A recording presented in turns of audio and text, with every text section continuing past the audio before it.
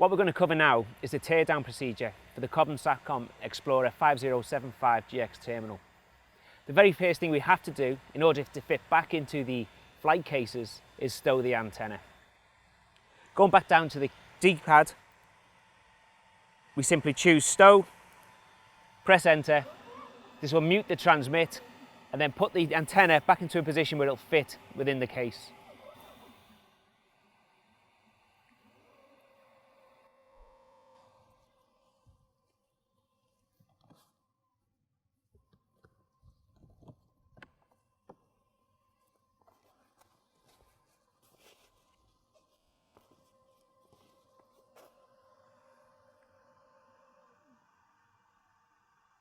That's the antenna now stowed. Simply turn it off and start the teardown sequence.